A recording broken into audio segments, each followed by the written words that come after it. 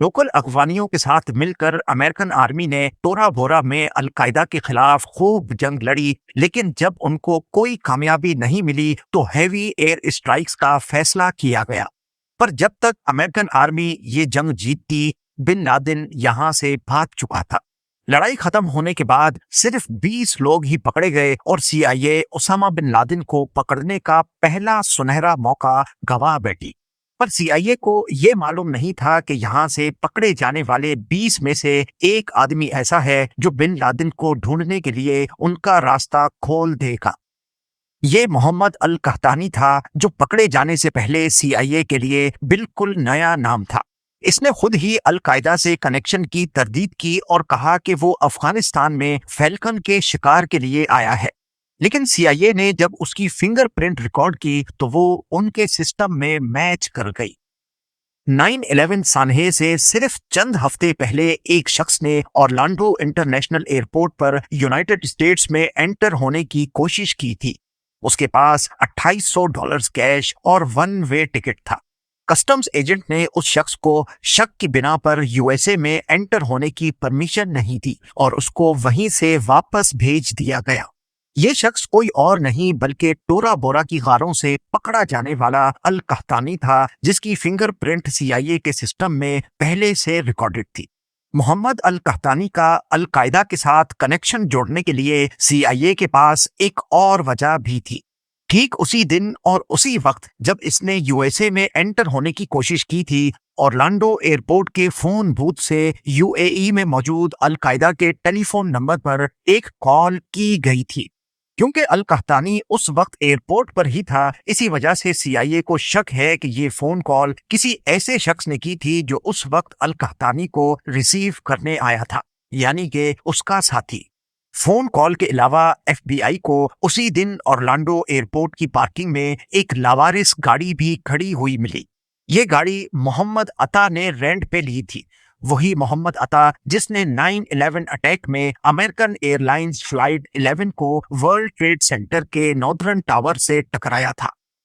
ان سارے واقعات کا محمد القحطانی کے ساتھ کوئی نہ کوئی کنیکشن تو ضرور تھا۔ انویسٹیگیشن ٹیم نے یہ نتیجہ نکالا کہ القحطانی کو بھی 9/11 اٹیکس میں حصہ لے کر یونائٹڈ ایئر لائنز فلائٹ 93 کو ہائی جیک کرنا تھا۔ وہ فلائٹ جو 9/11 میں اپنا مقصد پورا نہیں کر پائی اور پینسلوینیا میں اس وقت کریش کر گئی جب پیسنجرز جہاز پر دوبارہ کنٹرول پانے کی کوشش کر رہے تھے۔ اس ساری جانچ پڑتال اور کڑیوں سے کڑیاں ملانے کے بعد محمد القحطانی سے ایک بار پھر سے انٹروگیشن کی گئی اور اب کی بار اس نے اپنا القاعدہ کے ساتھ کنیکشن ظاہر کر ہی دیا۔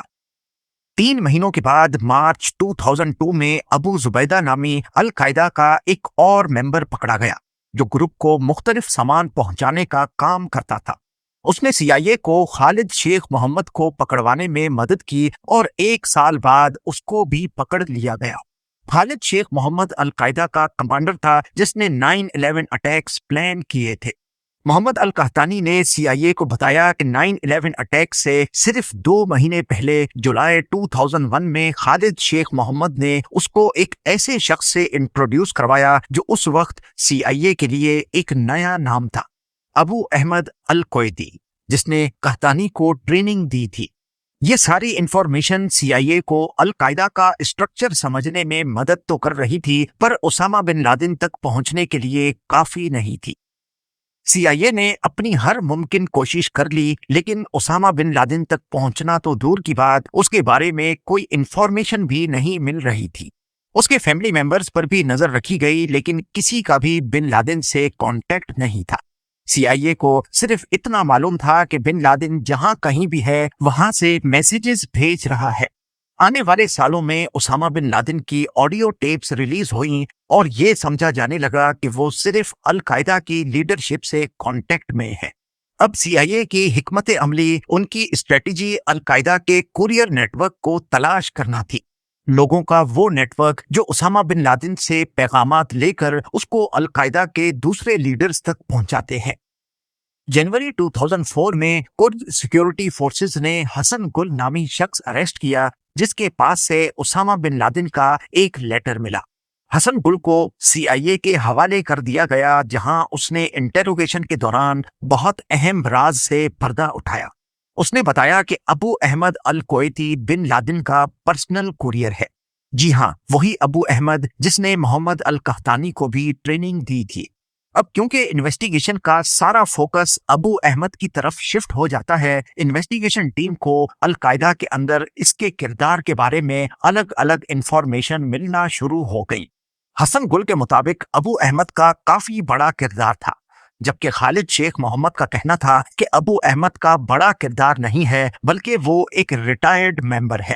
اگلے سال مئی 2005 میں ابو فراج اللبی بھی پکڑا گیا۔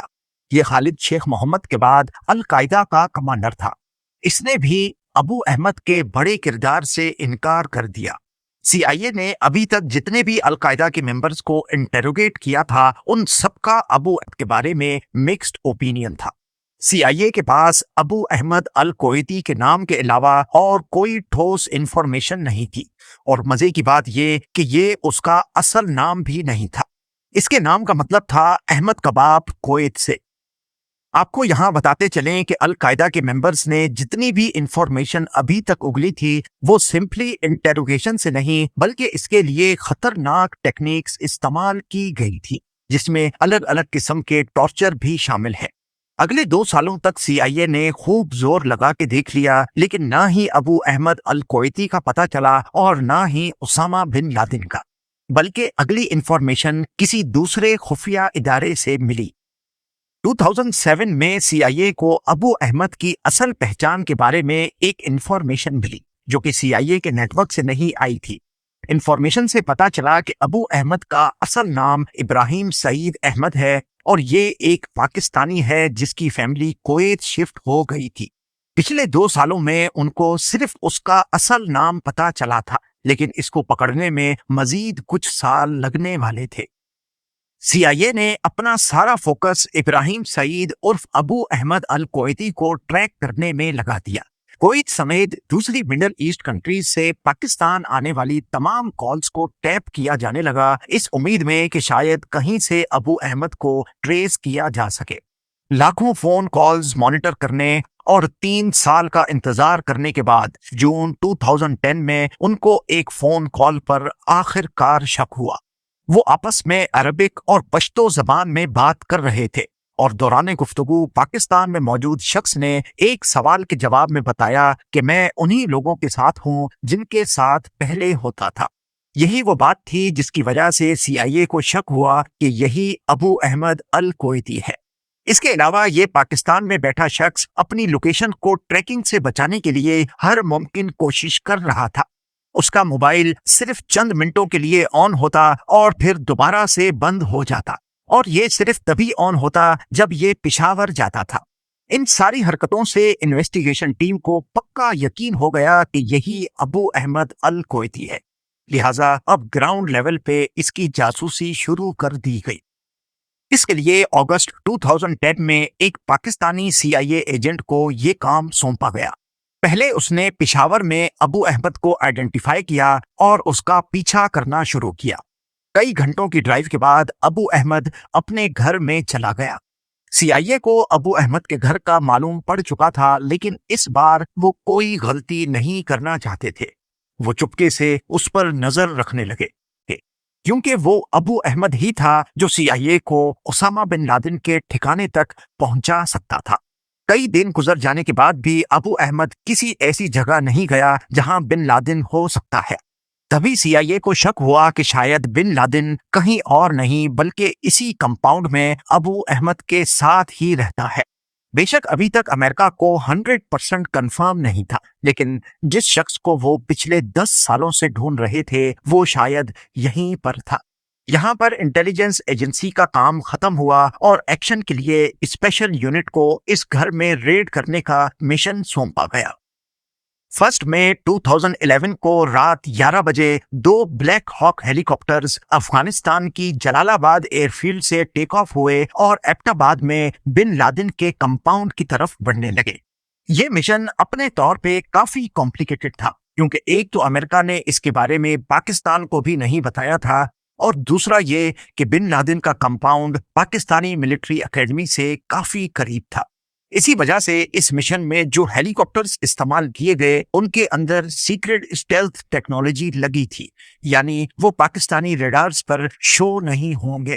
یہ آپریشن 40 منٹوں کے لیے پلان کیا گیا تھا، لیکن نیوی سیلز نے پہلے 15 منٹوں میں ہی اسامہ بن لادن کو بلڈنگ کے 3rd فلور پہ ڈھونڈ کر مار دیا۔ باقی وقت ان کو بن لادن کے گارڈ سے لڑنے میں لگ گئے اور پورے 38 منٹوں کے بعد وہ کمپاؤنڈ سے باہر آ گئے۔ آتے وقت ایک ہیلی کاپٹر کی ایمرجنسی لینڈنگ ہوئی تھی، جس کی وجہ سے وہ ٹیک آف نہیں کر پا رہا تھا۔ اسی وجہ سے پہلے اس ہیلی کو ڈسٹروائے کیا گیا اور اسامہ بن لادن کی باڈی سمیت سب کو ایک ہی ہیلی کاپٹر میں واپس جانا پڑا۔ یو ایس آفیشلز کے مطابق اسامہ بن لادن کی باڈی کو اگلے 24 گھنٹوں کے اندر اندر سعودی عرب کی پرمیشن کے ساتھ عریبین سی میں بہا دیا گیا۔